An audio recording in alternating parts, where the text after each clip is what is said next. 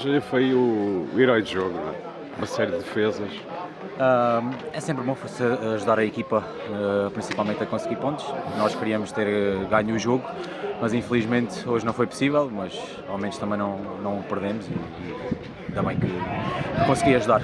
Tivemos ali uma defesa em que você festejou, efusivamente, não é? É verdade, também era para tentar galvanizar a equipa naquele momento e então acho que consegui, mas pronto, faltou só o golinho no final para podermos levar de vencido ao Roncha Benfica. O João não é de Gavião, portanto nasceu onde? No Pego, em No Abrantes. Pego, portanto, mas já está aqui no Gavionense há 2 anos, é? Três anos. 3 anos. Sente-se bem aqui? Claro que sim.